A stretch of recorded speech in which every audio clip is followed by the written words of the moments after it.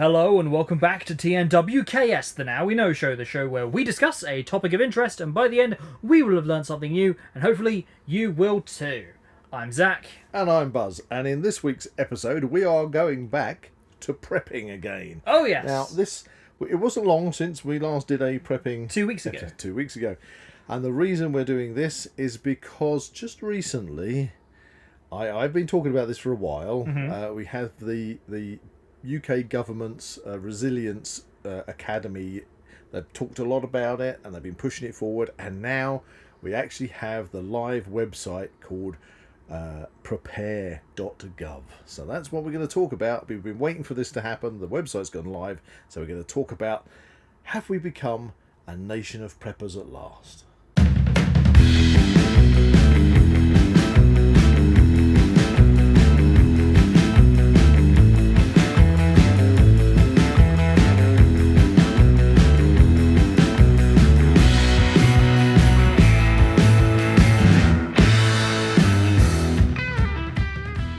If you enjoy the Now We Know Show podcast, support Zak Wylde Productions on Patreon or join our members on YouTube for early access, ad-free content and exclusive episodes.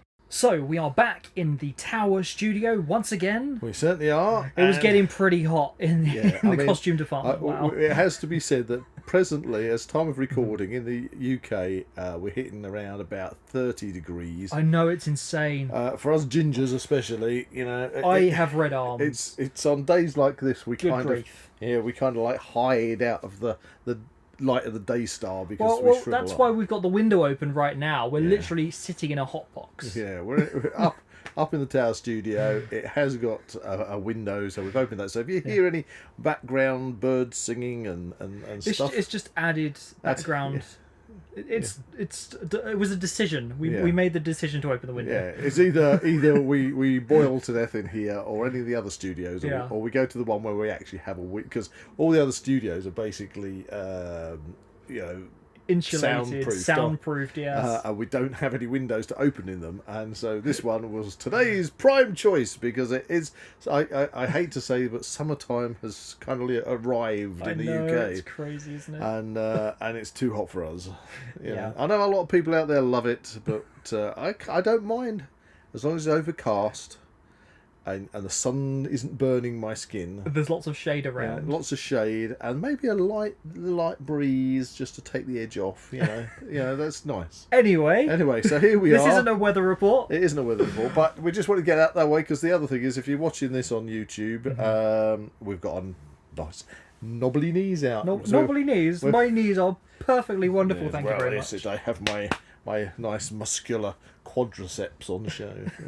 Just about, anyway. Off screen. Yeah, just off screen. So so forgive us because we're being a bit casual with our shorts today. Oh yeah. But first, before we get into the main subject of the podcast, the meat and potatoes. Oh yes, it's time for Weird and Wonderful.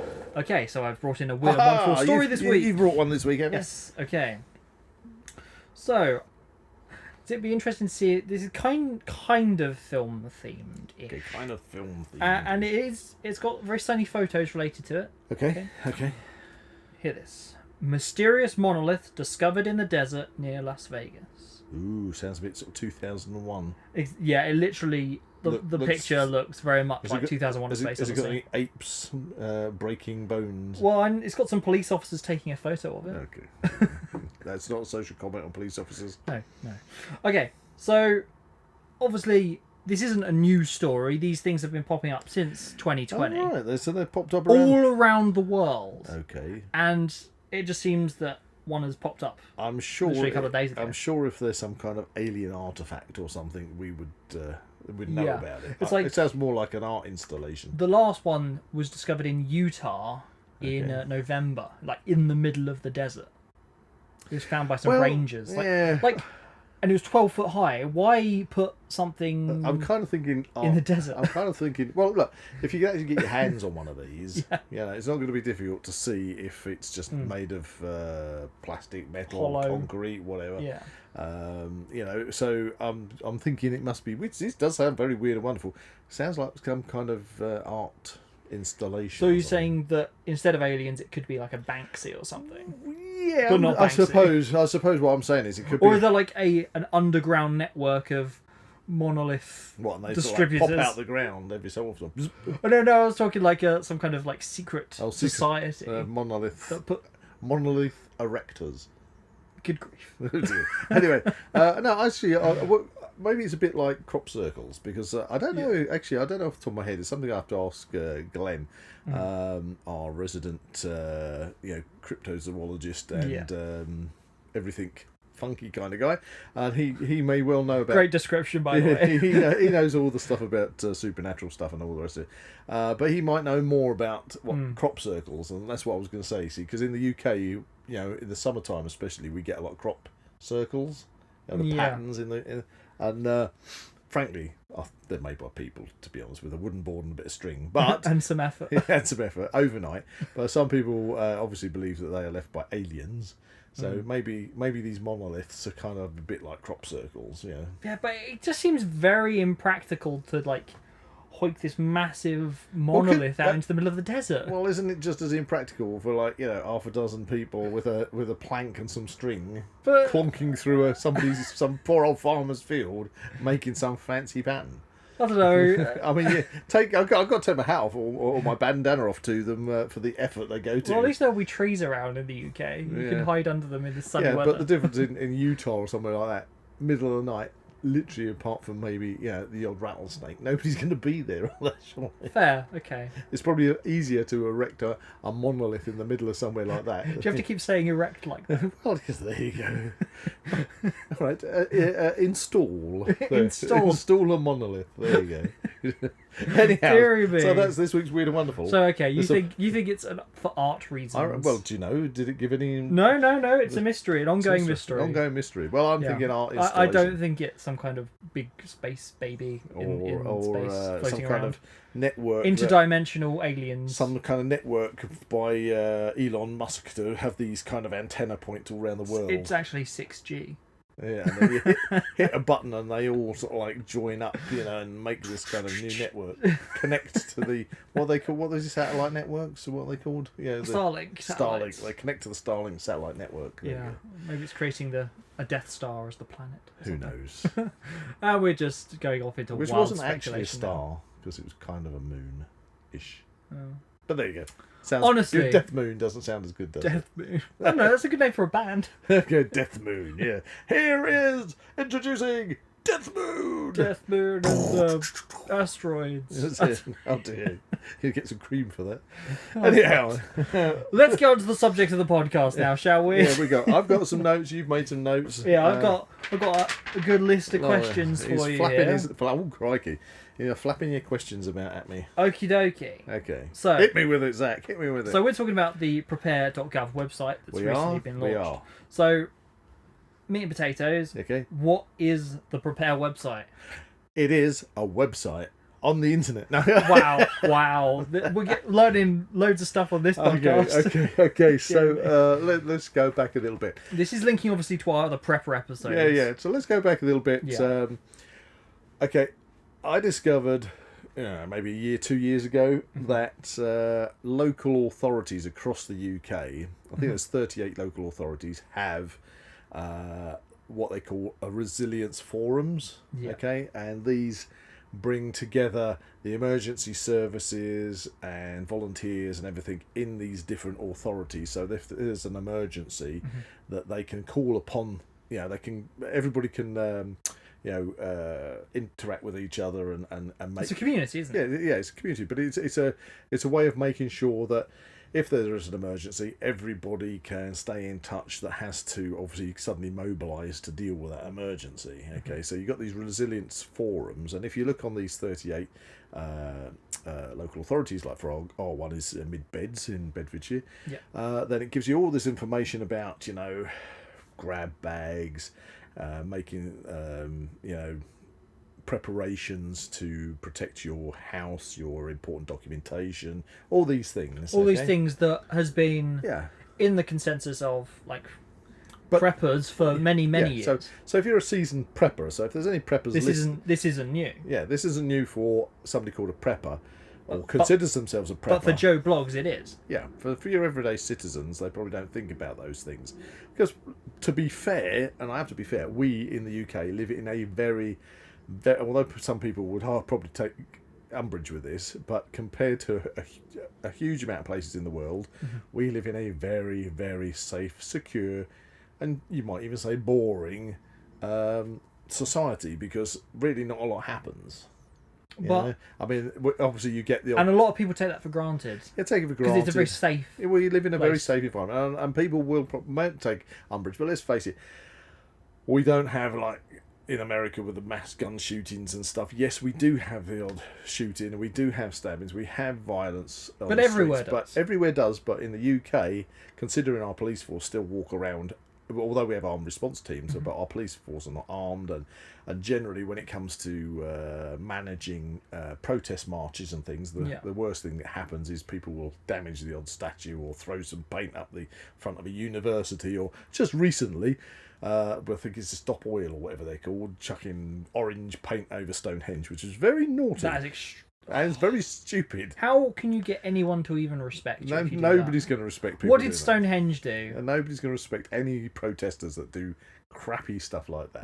Like that heritage sites. That loses them support. Yeah, it's much like well, it wasn't for an agenda or anything, but that silly person who cut down Sycamore Gap. Oh god, that was just for a TikTok stunt or something, wasn't it? Good God. I mean, yeah, what's people coming to? But anyway, before we go off, keeping it on track. Keeping it on track. So you've got these 38 authorities that have this resilience forum, and you can look it up, find it in your own, authority wherever you are. But that wasn't really about prepping. It was just about being resilient to emergencies such as flooding, wildfires, things that might happen. Was this the in the early days? Was this kind of avoiding that word prep?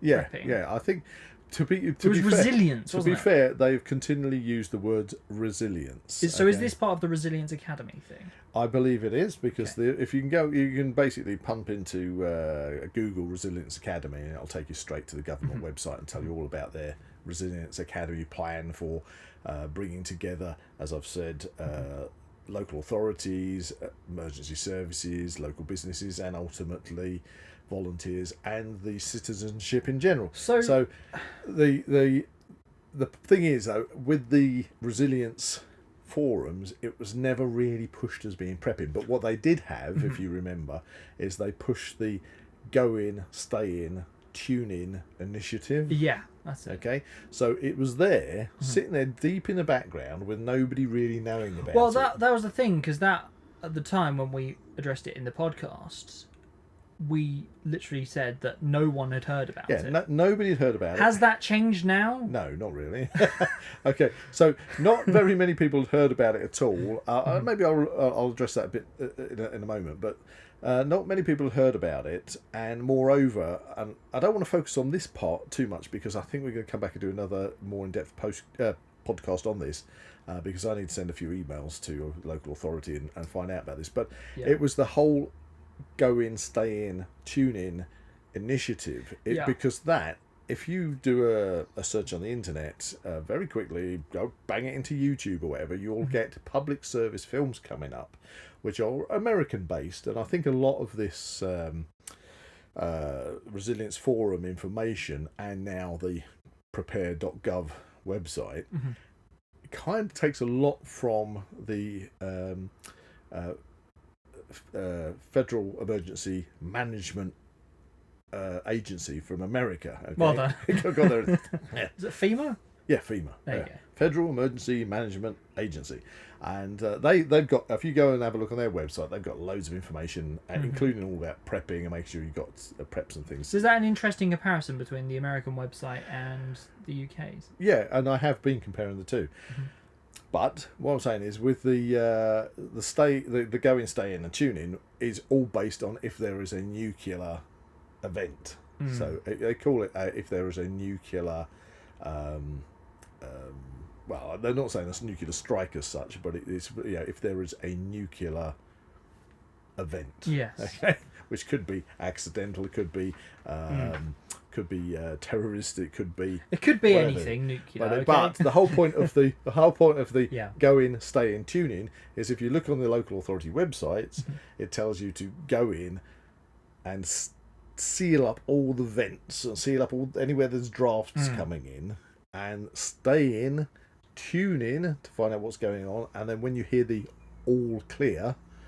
Well, that would be on like radios and things. I wouldn't imagine that. Yes, well, now see, this is Wi-Fi networks and things like that. This is the other thing: is if you remember last year in the UK, at long last, our national emergency alert system went live. Yeah, we did. Yeah, we did a little video on that. We did a little video on that. So so that's been a long time coming because we didn't have anything like this since the Cold War, which is I grew up through the Cold War, and we had like all these monitoring stations across the UK that would basically give you what was known as the 4-minute warning. If Russia decided to attack us with nuclear weapons, we literally had 4 minutes when that 4-minute warning occurred to unscrew your doors and make an inner coral refuge and survive in there. You've got to get to the inner coral refuge. Oh man, what was that film? Where the Wind Blows. Where the Wind Blows. That is and if you that is the scariest film I've ever seen. Almost second to Threads. Oh my god! Yeah. If you've not seen Threads, ladies and gentlemen, track it down. That is probably the most accurate depiction of what would happen after a nuclear strike. Yeah, and it's not a horror movie. It's not a horror movie, but it is probably the most horrible horror movie. If it was a horror movie, if it were a horror movie, it was horrible, and they should show people that in schools. Yeah, you know. In fact, I believe back in the day they did. Anyway, so you've got this initiative, which is basically, without saying it, is all about what to do in a nuclear strike. But I still avoid using the term prepping and everything else. And anyway, so with the government Resilience Academy, they've been talking on that for some time about, again, bringing all the local emergency services, volunteers and the general public together in order to be prepared. They actually used the word, the prepared, for localised and national emergencies. So you could kind of say, oh well, maybe this is something that is coming on the tail end of the COVID pandemic that we had, and frankly, it's something that is overdue, in my opinion. Yeah. You know, we should have a national plan for these kind of things. Yeah. And then the website has finally gone live. Okay, and it's called prepare.gov. So we can leave a link in the description. Yeah. I mean, anybody listening to this, pop your mobile phone out, punch in prepare.gov, and you will have... It's not made up. This is a real thing. They're actually using the word prepare, and in that, now, they are basically encouraging every citizen in the UK to prepare for emergencies. And that's a good thing. That's a good thing. Okay, so this brings me on to my question of... They're basically asking people to stock up on about 3 days' worth of supplies. Okay, so is that your question? Yes. Okay. Like, why is that? Okay. Is that enough? Right, well, this is an interesting point, because what I decided to do in the run-up to doing this podcast, I decided that I would look into this. Why is the government kind of settled on 3 days? Yeah. Or, put it another way, 72 hours worth of supplies. Yeah, that's probably a good way of putting it. And, why not 2 days? Because in 4 days or a week? When it comes to prepping, we think the long term. Yeah, you think the long term. Whereas this seems very much a kind of... Well, it's short term. Okay, thing. So that's what you got to think about. Why 3 days? Why 72 hours? Yeah. It's short term, but there's got to be some kind of thinking behind it, and I think this is kind of many layered. So what I did was I put this question out to the general prepping community. Okay, that's good. And got loads of answers coming back. Now, these answers, some of them were very flippant, and they were just saying, it's just, the government sort of, they know something's going to happen, and so they're just giving this as a piecemeal statement, so that when something really does happen, they can say, well, we did tell you so, but you didn't pay any attention to our advice. Other people took it more, as practical advice and said, well, actually, it's about time that our government, regardless of who the actual main party is in charge, because again, as we do this, we're about a week and a half from a general election, which is going to probably see a Labour landslide. So whether it's Conservatives who are in government or whether it's Labour or whoever else, well, we're not trying to we're go not into doing politics on this. No. But the point is, whoever the controlling party is, this kind of national initiative will be in place. Yeah, regardless of who comes and goes, it needs to be there, and it's been a long time coming. So there are people who've said, "Oh, yeah, at last, the populace is being asked to prepare," because we have got, in most countries, we do have an underflow of preppers that people do think about making sure that they are secure in an emergency. And as we always push in the Now We Know show, we are not doomsday preppers, we are practical preppers. And we've gone over this. You can listen to our preps podcast, but we talk about being practically prepared for what happens if you get a phone call and your house is burnt down, or there's a wildfire coming towards your house, or there is flooding occurring in the middle of the night when you wake up, all those things. The power goes out. Even just the simple being prepped for the power outage, or supply chains have gone down for whatever reason. Exactly, yeah. So, and that's what we're talking about. So, finally, the government has decided it's a good idea to come on board with what actually loads of other countries already do and have done for a long time. They tell their populace to prepare. Now, there's 3 days, 72 hours. I think it's probably mainly to do with, again, I'm going to go back to the FEMA website. Okay. Because that's what they recommend, 72 hours. And I think so it's almost like, if you look at the two websites, it's kind of like the British government have nicked a load of stuff from FEMA and just, that sounds good. Copy and paste. Copy and paste. Oh, no. But it's good advice. Hopefully, yeah. But the 72 hours or 3 days, I think it's because if you've got 3 days supply in your house. Yeah. And those of you listening, don't forget, when it says 3 days, it's not 3 days for you as an individual. It's you've got to think about how many people live in your house. Yeah, you've got to have 3 days per individual. So if you've got adults, you've got children, you've got babies, you're going to alter those preps depending on the individual. So for example, they would say 3 days non-perishable foods, so you can keep that long term. Okay. 3 days. Are we talking MREs in this sense? No. Or just simple tin food? No. They recommend non-perishable tin food generally, or you can have dry stuff which you can keep. You can even transfer it from packaging that you buy at the supermarket and stick it into Mylar bags or whatever. But you don't have to do that. You don't have especially for 3 day timescale. No, but if you've got 3 days that you never use, you've got to still work into that okay, so 12 months from now I need to rotate those stocks.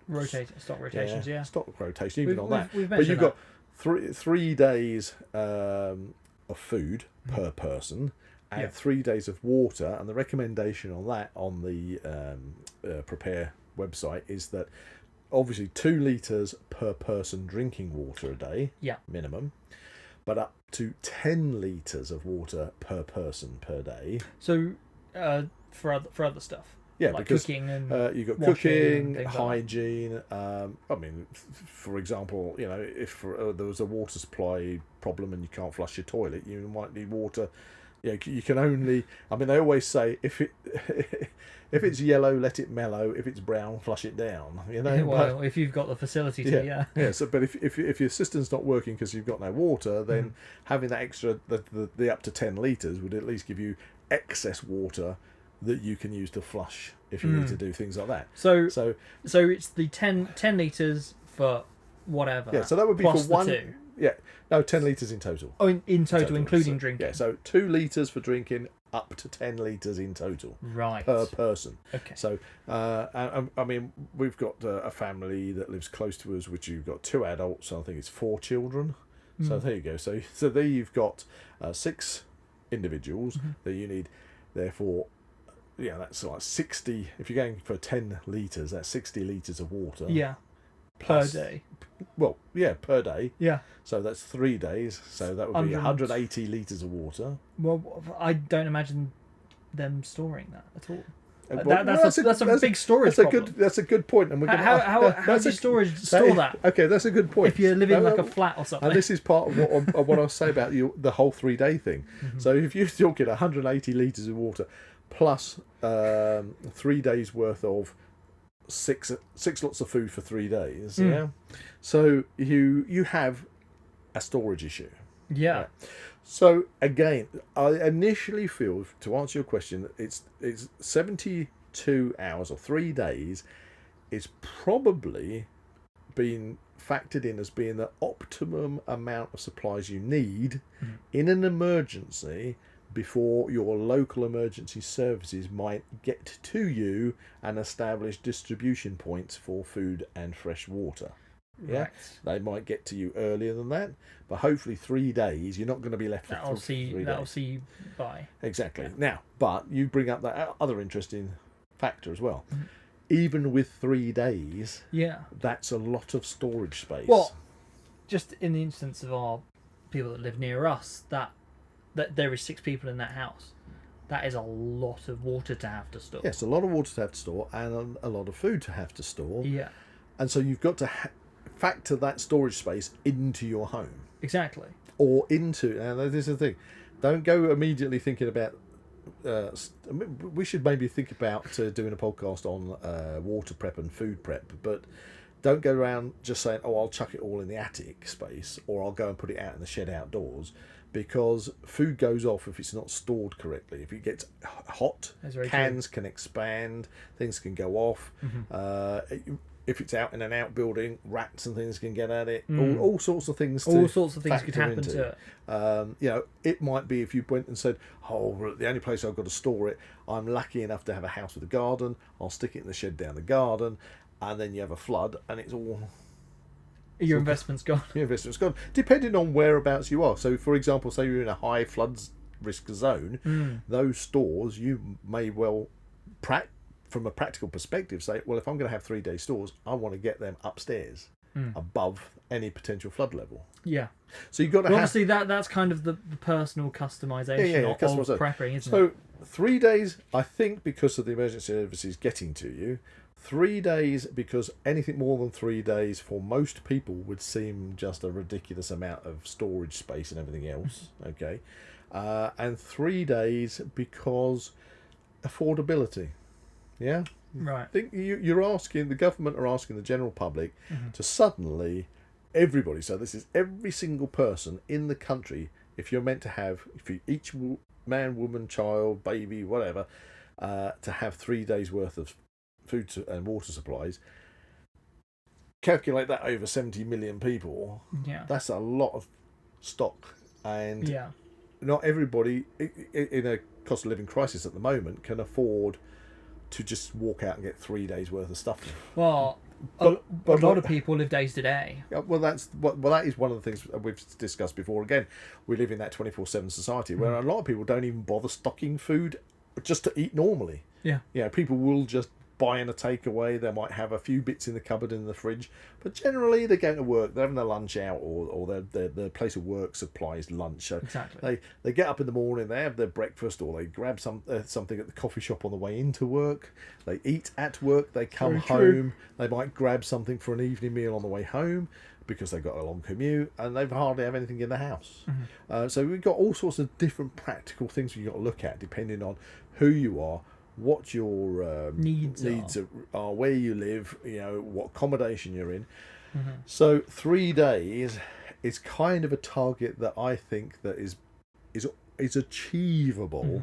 It's achievable for most people. Okay. Obviously, if you've got more people in your household, then that's more space and more cost involved in getting to that 3 day peak. If you're just one person in a house, then obviously it's more achievable. And again, in previous podcasts, we have discussed about, what if you are on a limited budget? And we've talked about, every time you do a shop, get that extra tin of beans. Yeah, it doesn't have to break the bank. It doesn't have to break the bank if you do it progressively. Okay. Then it can get you out of the situation. So that's why I think we've got the 3 day preps is what's being recommended. Well, do you reckon there's kind of any expansion on that it could become like a suggestion to prep more, or do you reckon that it's just going to be that. Well, yeah, I think the thing is when it comes to prepping, if you're a seasoned prepper, and there are a lot of seasoned preppers, and we're not talking doomsday preppers, but there are a lot of people that prep because, I mean, we prep and we have a certain amount of food storage, we have a certain amount of water storage, but we get around our water storage issue as well because we have water filters, etc. So you don't necessarily have to store the water, because if you're taking water which is a runoff, for example, into the correct storage bins, like taking rainwater and things, and then using the correct water filter systems, you can filter that out and it becomes perfectly drinkable. Or you can then, if you want to go further and boil it as well, you can do that. So you can cut down how much water storage you need by simply employing water filters in your that does depend on the situation you find yourself in, because if it is this nuclear kind of fallout, then that is not really going to be a feasible option because you can't filter out radiation. No, but that's when you would need. The thing is, radiation and fallout. Fallout is like that horrible sound. I mean, it does make a sound, but that from those good old Cold War public information films, it was a horrible sound. People that are listening may remember it or may wonder what the hell I'm going on about, but the old Protect and Survive public information films, which I have shown you, and they have this horrible sound for the fallout. But fallout dust it coats things, it lands on things. But if you've got water in containers, what's inside the container is actually protected from the fallout, ideally, but you want it to have. But you don't want it to be contaminated before that point. No, you don't want to contaminate it before that.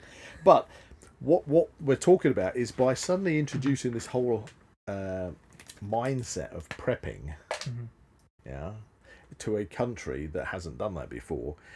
The thing is, by embracing the culture of preparedness and learning from what other countries have experienced, the idea is that UK households can mitigate the impact of emergencies, you see, and obviously build resilience for the future in doing that. So it's a good thing. And I say lots of other countries already do this and have done it for years. Some countries, obviously, it's a necessity because of either climate, severe climate things that occur, where you've got tornadoes, and, monsoons, and all these sorts of things. Volcanic eruptions, all sorts of things. I mean, so how does this differ in other countries? Right. Is there a comparison there? Oh, there's loads. Let me refer to my notes. Okay. I mean, considering all these questions, you've answered a lot of them. Yeah.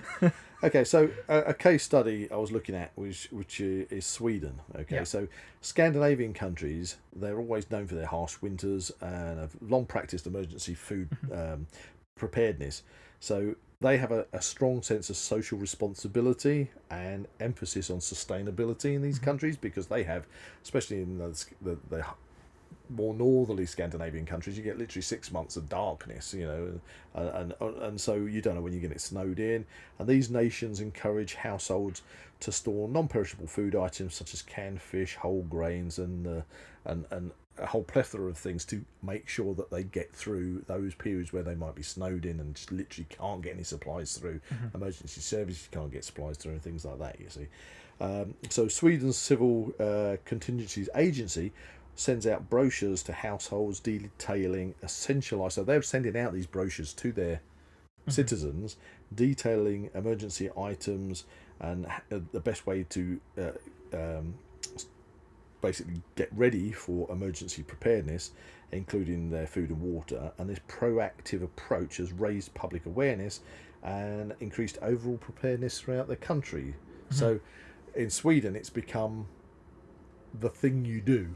So it's become part of the cultural consensus. It's become a cultural thing. It's something that you do, and you don't look at it as being weird. Yeah. Whereas over here, you don't look at it critically. It's just something. But over here, as soon as you mention in the UK preparedness or prepping, you're suddenly a doomsday prepper, and you're nuts. I've got family members myself that when I speak to them, they almost treat me like it's all right, everything will be fine. Don't worry about it. It's like I'm kind of some kind of nutcase and some kind of and actually it's always been like that until recently, when I've actually turned around and said, now the government is actually asking the whole country, every single individual, to be prepared. So therefore, the difference is now you're not considered mad. Yeah, exactly. And well, technically, for me, I was in a kind of a state. Maybe sounds like a bit crazy, but I was kind of almost like in a state of euphoria over the. Finally, this website has become live. The proof because for so many years of yeah. being like treated by some people as being some kind of nutcase, even when I'm just saying you should be prepared in case of a natural emergency such as flooding. Yeah, I mean, it could be anything. It could be anything. It's just, I'm not talking zombie apocalypse. I'm not even talking nuclear attacks or look, we're in a Skynet. AI takes over. I'm not talking about that stuff. Just being prepared for practical prepping. And I still have always suffered from having this. It's all right. Don't worry about it. You'll be fine, kind of thing. It's like, do you think that's some kind of like? It's very patronising. Latent naivety there. It's very naive and it's very patronising. And then, or shall I say, now that I have actually said, do you know what? Your country is now asking you to be prepared, not just me. The country has to be prepared for at least 3 days, and they go, really? I mean. Why haven't we heard about this then? So do you think that's kind of how well do you reckon that's been received? Well, I'm gonna redress that. I'm just looking down at your notes. I can see one of your questions, which actually says, "Why has nobody heard about this?" Well, we addressed that quite early on. But I think the reason nobody's heard about it is, firstly, it's obviously very new. Yeah. Very new, and we're going through an election process at the moment, so the government's probably spending all their money, the different parties campaigning. Although I'm assuming that this is kind of being run by the civil service anyway, underneath. It's just a whole mindset that they've now started to introduce into the UK. But you've got to think about this practically. If you suddenly put public information films up on the television, you go to the cinema and suddenly a public information film comes up saying, have you seen the new government prepare.gov thing? You be prepared for emergencies and everything else. If you suddenly do this, then you're going to have a huge amount of people across the country that are going to suddenly go, well, why has this suddenly come up? Why has this been dumped on us? And they're going to go into a panic mode. And instead of everybody's going, it's just going to be the toilet roll crisis all over again. Toilet roll and pasta crisis all over again, because people are going to rush out and try and get these supplies because they think the government is trying to tell them that we're imminently facing some kind of European land war or nuclear strikes or whoever knows what. No. But we've had examples of this before, as to kind of back up what you're saying. We've had obviously the toilet roll, the petrol. Oh god, the petrol. That was it. COVID, a massive one. The petrol one was well. The toilet roll was obviously to do with the pandemic, but the petrol one was just because I think it was 2 petrol stations down in the West Country ran out of fuel. Yeah. And suddenly the whole country was like, everybody's running out of fuel, quick! And everybody went and filled up their cars, the countrywide. And it would have been fine if everyone just got on as normal. If everybody just got on as normal, we wouldn't have had that situation. But I remember I was desperately driving around trying to find fuel because we're trying to work. Yeah. And people were stockpiling fuel. So that, again, would probably be another reason why it hasn't been publicly broadcast. And so you've got to ask yourself, well, how do I know about it? Well, I know about it because I keep my ear to the ground in these kind of things, and I want to be informed, and it's a joy to me to hear that my country is actually starting to follow on the footsteps of other countries to be prepared for both minor, no emergencies minor, but small localized emergencies that you might find yourself in, as well as just in case a large national emergency. If everybody in the UK followed these guidelines and everybody had 3 days supply, then when you suddenly hit that lockdown situation from pandemic, technically you wouldn't have had all those people rushing out and stockpiling all the toilet roll, would you? So I think it's something that is going to slowly edge its way into pervade through society. I dare say public consciousness. Certain newspapers are going to pick up on it. certain whispers are gonna media centres are going to pick up on it, and it will sort of start to come through. At the moment, everybody's focusing on the election, so it'll start to pervade through, and hopefully one day become the norm. Yeah. Yeah. So it's kind of annoying in that sense that it's almost being dampened down by like the whole election thing. Yeah, but I think perhaps there's reasons. Maybe that was why the website was released now. Went live now. Right. I think it went live around about the 23rd of May. Okay. And we're now let's have a look. We are now 26th. So a month, 4 weeks ago. So yeah, it was all relatively new. Anyway, so carry on with your question. Okay. Another question. What is the best way to organise and look after your preps? It's very broad. Yeah, we briefly addressed that. The thing is to make sure that you set some room for them. It could be the bottom of your wardrobe. You want somewhere which the temperature can be maintained. Cooler the better. Yeah.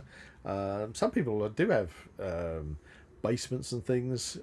If you are in a flat, then obviously you've not got a lot of choice. You might just say, well, okay, I've got the coolest place is the bottom of your wardrobe in the dark or under the bed or somewhere like that. And you can keep them you need that regulated temperature, so nothing's getting too hot, too cold. And if for example you're going to say, I'm a single adult, I'm going to get in 10 litres of water. You drink water anyway, so just to get 10 litres in and start drinking it and just keep topping it up. So that's what you mean. You're always going to have the 10 litres. It's that cycle, isn't it? No more, no less. There are a lot of people in the UK that don't like drinking tap water, even though the UK's tap water is probably some of the safest tap water in the whole world.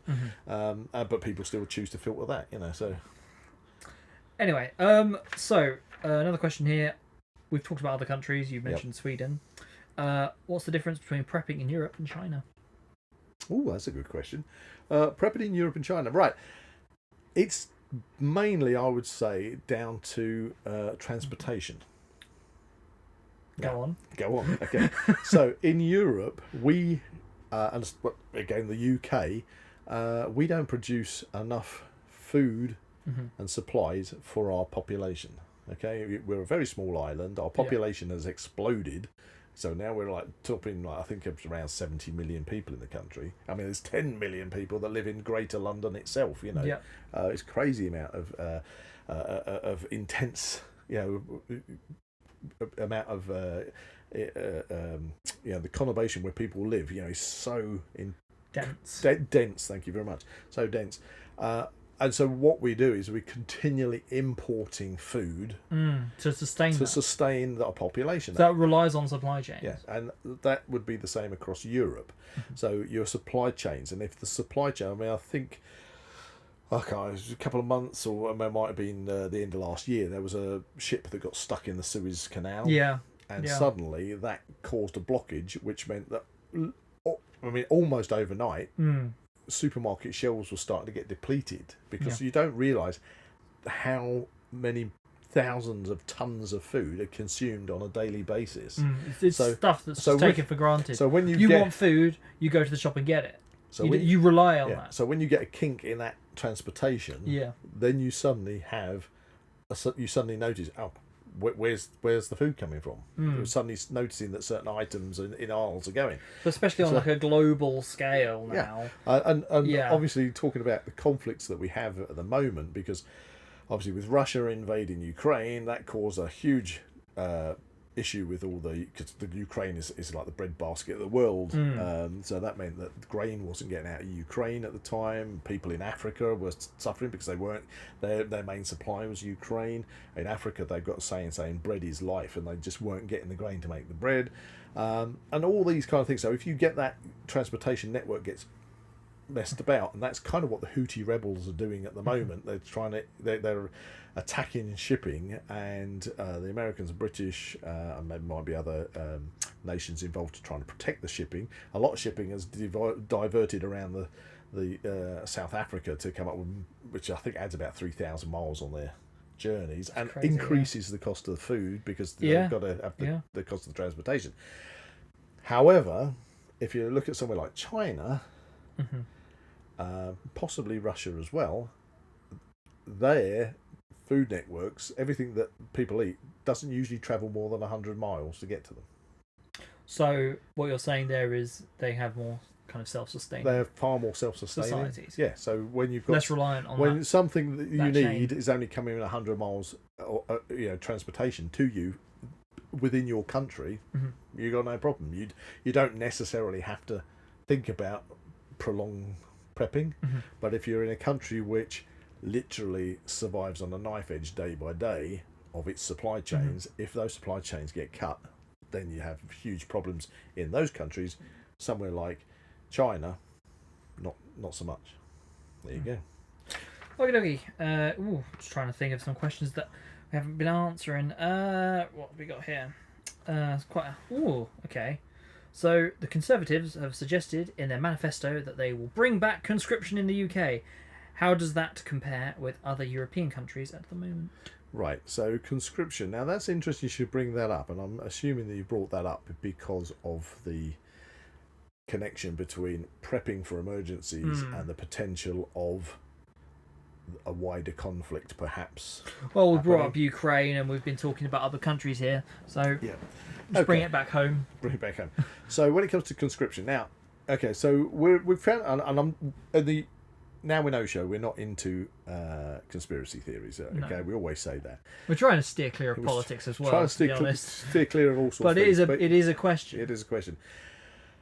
Now, it was interesting when the Conservatives brought that up in their manifesto because, to be fair, they're not going to get in. Okay, it's a foregone conclusion at this present moment in time that Labour's going to be the winners of the next election, and so there is that tendency that the Conservatives brought up the idea of conscription so that at some point in the future, if the Labour Party suddenly have to say we're bringing in conscription, they'll say we told you first. It's kind of like one-upmanship. But the reason that I think it's being mentioned is because an awful lot of countries have been reinstating conscription since the Russians invaded Ukraine. Yeah, a lot of countries are, and I'm going to go through this because I've got a list of countries in Europe that still have conscription, and it's mainly because of the threat we have at the moment from Russia, and dare I say it, China, because let's not forget that I think China, they annexed off Taiwan, didn't they, a few months ago? It was like a practice invasion or something. Oh yeah, I'm trying to think. I was mad. Have you got your phone on yet? Yeah. Google up what the operation name was. I think it was called like Sword Edge something A was the operation. Okay. If you look that Give up, us a second. Yeah, give you a second while I grab my notes on to answer your conscription. Operation Sword Edge. Yeah, Sword Edge. Is that the one? Well, I'm literally just... Okay. So in our general European area, you got Russia, so they're the biggest country in the world in terms of landmass, and they have compulsory military service. I don't think it's that. No? No. What? I don't think it's that. There's some spring up. Okay. Other things. But my point was is on that front that China basically did these operations to completely take over Taiwan. Completely surrounded the island, fired missiles over it. Like dummy rockets. Yeah, dummy rockets. But whatever the name of the operation is, and I'm going to have to find that is, but it was Operation A. Right. That was the end. A is like Sword Edge or Sword. Well, A. I don't think it's the sword one. But the I can keep looking. If you just put in China's Taiwanese operation or whatever. But anyway, okay. The point was it's A because that meant that they are. It's suggesting if that's A, there's going to be a B. Yeah, they're going to do more operations. So you got Russia, you got China, which is looking to possibly see if they can encircle Taiwan, and then they're in. This is calling it military drills. I'm not doing it. They're in league with obviously Russia. They're like best buddies at the moment. Russia's invading the Ukraine. We know that Russia is manufacturing tanks and artillery weapons and basically everything like there's no tomorrow at the moment. They are going crazy in manufacturing stuff. I've got friends who are in the military in active service that give me a lot of feedback about things, which isn't promising. Okay. And so this leads us on to the whole European on a NATO, Russia on edge about stuff. Yeah. Yeah. Now Russia, as I just said, is the biggest country in the world in terms of landmass, and they have compulsory military service. Okay, and we go through. Just bear with me. The Netherlands. So officially, the Netherlands has mandatory military service. However, that's not enforced. Okay, Austria, which is obviously landlocked. They have conscript service in the land forces, air force, and special forces. What else have we got here? Belarus. Most soldiers in the Belarusian armed forces are conscripts, serving for up to 18 months. Switzerland. All able-bodied Swiss men are called up to do military service from the age of 19. Denmark has imposed conscription on men since 1849. It's actually written into their constitution. Estonia has mandatory military service for between 8 and 11 months. Finland, every male Finnish citizen aged between 18 and 60 must do military service, after completion of which they are registered as the Finnish Defence Force Reserves. Which is an interesting, because I actually like the idea of that. I think that personally, although people balk at the idea of conscription, I think that in the UK, if we had conscription from, say, the age of 16 to 60, that means that you might only go and do a couple of weekends or something a year even. But like within Finland, it means that because they've got such a small population, they utilise the rest of their population by giving them national service, which might be in emergency services, it might be in medical response services. These things, being a conscript doesn't necessarily mean you have to be in the armed services. Right. You can be a be a fireman and things like that. So that if you're suddenly called into action, that's what you do. Yeah, and I think that would establish a lot of camaraderie, and especially with. Do you think that would be good for the idea of like prepping in the UK? Well, finishing off my list, I'll come back to that. Norway again. Norwegian Armed Forces today claim that their conscription system dates back to the Viking ages. Wow. There you go. Moldova, Lithuania, obviously the Ukraine, were on the. They were planning to move away from conscription until obviously the Russians invaded, and there you go. Rest is history, as I say. Sweden, so Loads of places have conscription. I don't personally think it's a bad thing, and in fact, I think that when you have it's a very charged idea, though, isn't it? Yeah, it's a very hot topic. But if you have a lot of the youths, that are disillusioned in the UK, a lot of the youths that are now inner cities getting involved with the drugs crime, like the county lines, and you get lots of stabbings and things. And if you could actually grab them out, and get them to do something else, even for a short period. Well, even beyond that, not necessarily people that are going to go into like youth crime and things, but anyone really with their ideas on how life, and they're like have that kind of natural rebellious streak if they don't like how the world is turning, and the world is against them for some reason. Honestly, I was like that when I was a youngster as well. Yeah, but it's really not. It's up to you to kind of choose what you want to do with it. Yeah. Having the mention of conscription, I think, is something that, because of all these other countries have it, and a lot of countries in this sense, we are the odd ones out. Yeah, and a lot of countries have re-established it, that I think that there's just that murmuring in the UK that if things turn for the worst in Europe, that it would be very interesting to see the actual, if it did become a thing, how it would be received. There would be a lot of like hit back against it, I reckon. I think there would be initially, because there's a lot of, we've become a very slack sort of country with lots of very people have got opinions about the weirdest of things, and I think what we've lost I'm not out there trying to be some kind of xenophobic nationalist, but where you see other countries and other people being proud of their cultures and proud of the country they live in, that seems to have diminished a lot, because it seems like the UK has kind of almost been vilified as being some kind of, we're a horrible nation, we've done horrible things in the past, and therefore we must suffer for it. And 100 years ago we stepped on a butterfly, and we're not, it's almost like we're not allowed to be British anymore. Proud to be British, because as soon as you say I'm proud to be British, you're then kind of you like, are some kind of fascist. You've put the crosshairs on yourself. You're suddenly some kind of extreme right wing fascist or something, rather than being a person that says, actually, I really appreciate maypole dancing, and country fetes, and being tea. British and tea and stuff like that. Because you can't keep holding people, using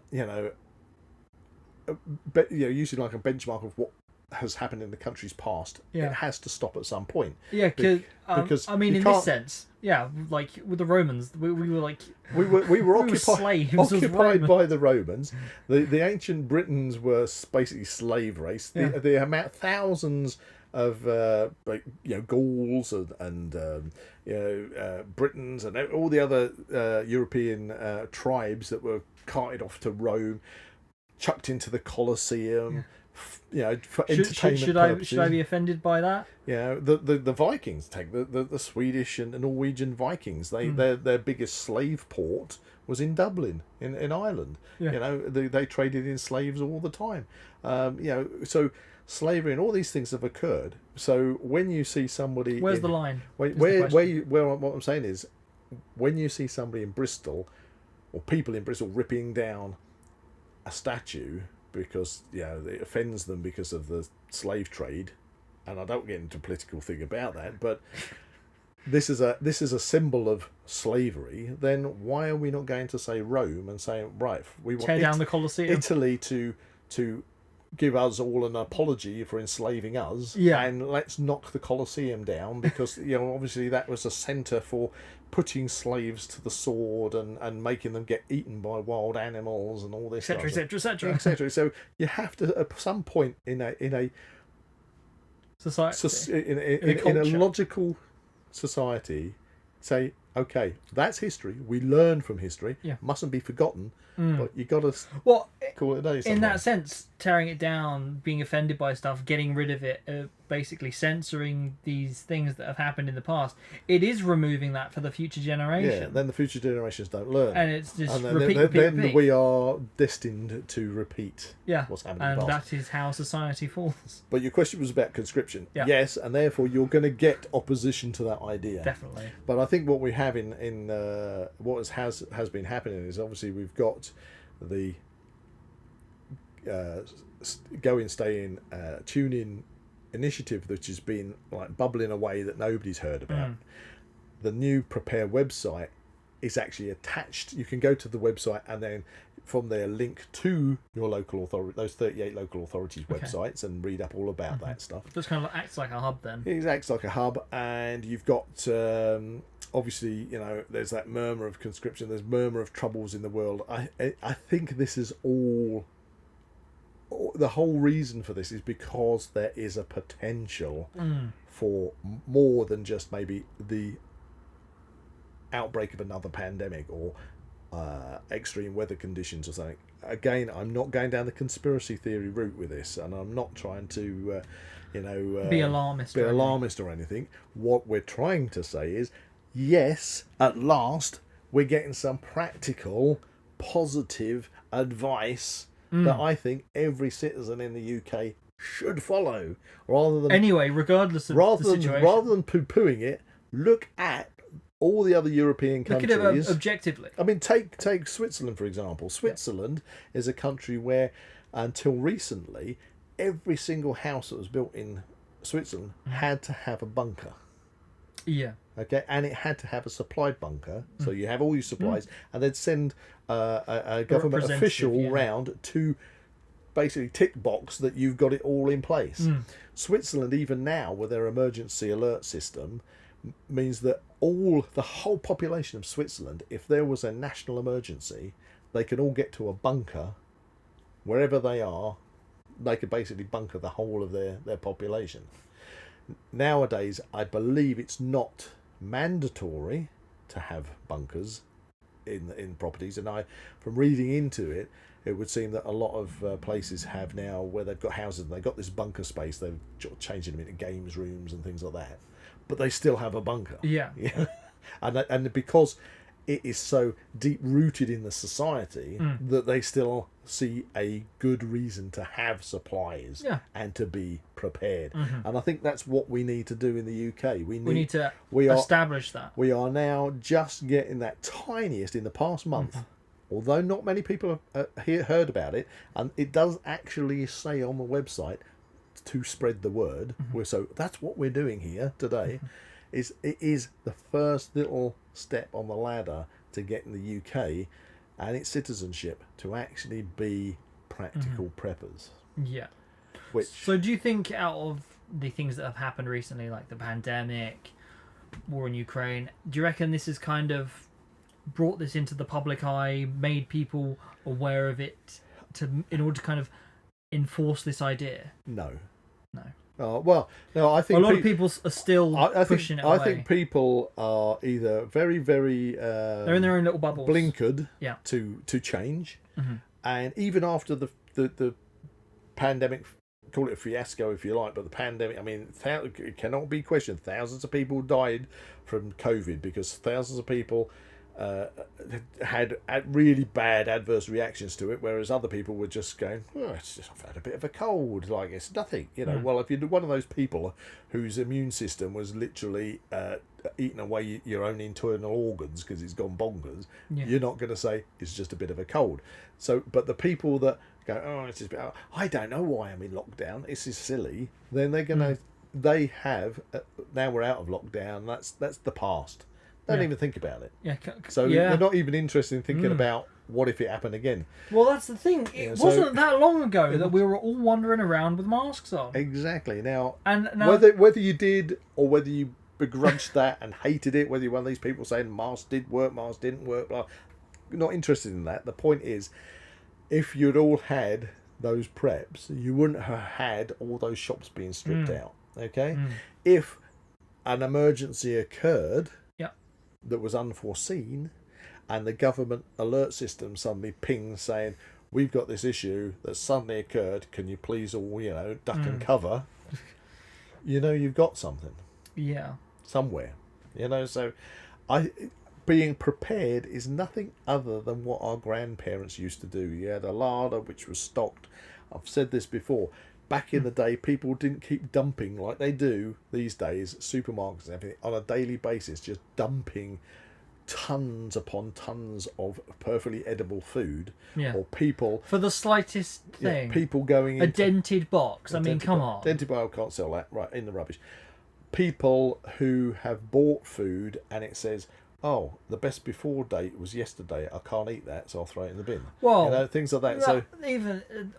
saying that, literally, like if it's going to go out of date, maybe the day, maybe 2 days after, it's still stuff that's returned. I'm a 60s and 70s child, so I grew up with none of the best befores, none of the eat buys. You smelled the meat, you looked at the meat, you cut the mould off the cheese. You looked at the bread and you went, the top bit of the bread's gone mouldy, but everything else underneath is fine. Yeah, but now we live in a society of we're going to blame everything except ourselves. Everything's got to be... I can't live without somebody else holding my hand and telling me that this is what I should do. Because what I should eat, this is okay. Because otherwise I've got to blame somebody else for it. So being prepared and being practically prepared, like this website is trying to do, is a good thing. And at last, I'm hoping the tide's going to change and people are going to stop looking at preppers as being kind of like these loonies that certain documentary makers make out. I'm going to definitely find the loony ones and do a documentary on preppers because, like, these people are looking really mad.